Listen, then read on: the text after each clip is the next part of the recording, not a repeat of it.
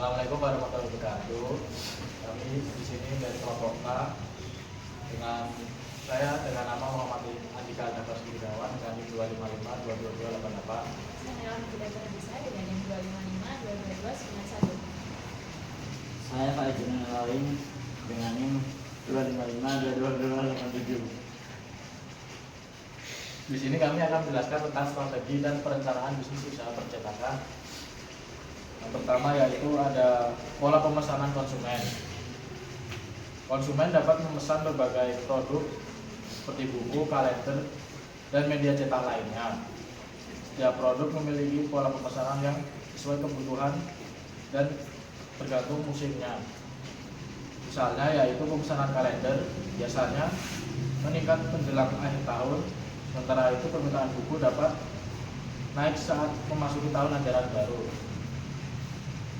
Yang kedua yaitu kapasitas produksi.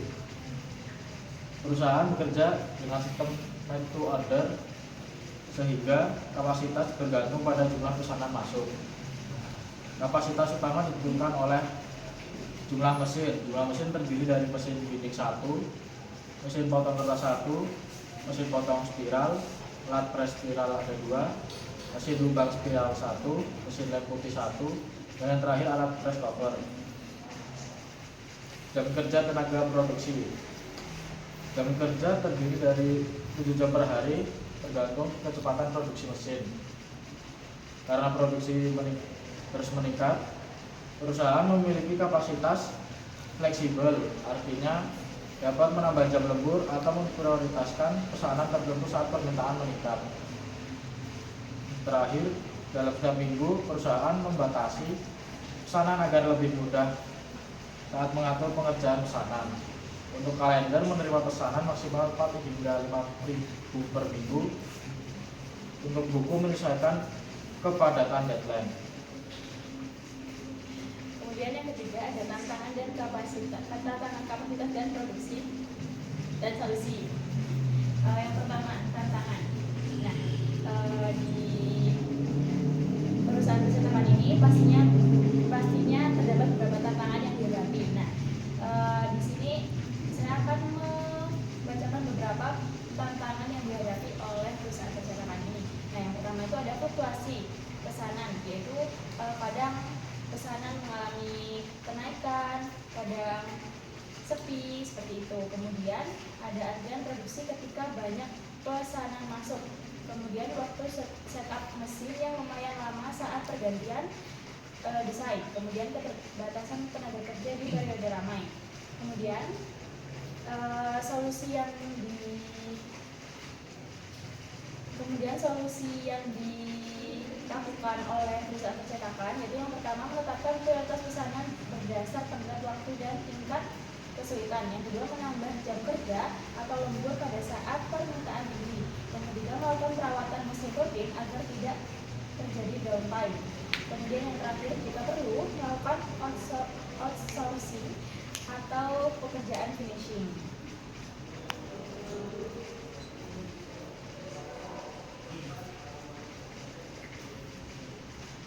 Selanjutnya, bagaimana strategi usaha jangka panjang?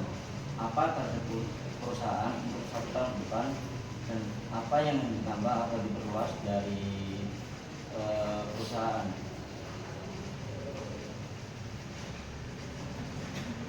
Target perusahaan untuk 1 tahun depan dari strategi untuk menghadapi fluktuasi tentu sudah jelas strategi jangka panjang itu adalah perluas area produksi atau bisa menyewa ruko agar luas tempat produksi bisa semakin luas. Dan bukan hanya itu yang ingin ditambah, namun strategi yang kedua yaitu menambah mesin atau alat dan menambah tenaga kerja agar produksi jauh lebih efisien dari sebelumnya. Jadi ketika tahun selanjutnya perusahaan lebih bisa memproduksi lebih banyak pesanan daripada tahun sebelumnya. Lalu yang selanjutnya adalah hubungan dengan konsumen. Bagaimana cara perusahaan mempertahankan pelanggan agar tetap loyal? Jadi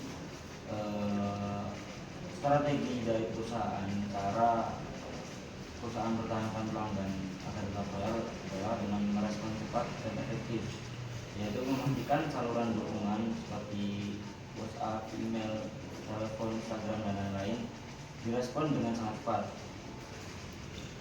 Selanjutnya menyelesaikan masalah pelanggan pada interaksi pertama. Jadi perusahaan mampu menyelesaikan masalah dengan konsumen dengan cepat-cepatnya. Kemudian yang terakhir, untuk menjaga kelangsungan bisnis di tengah ketidakpastian, manajemen resiko sangatlah penting. Nah, apa resiko terbesar? Kemudian bagaimana cara perusahaan tersebut mengatasi resiko tersebut? Nah, hal itu bisa cara perusahaan mengatasi resiko tersebut yaitu selama produksi dijalankan sejauh ini, resikonya adalah pada tenaga kerja atau karyawan. Nah, beberapa karyawan itu beberapa kali melakukan kesalahan dalam melakukan pekerjaan.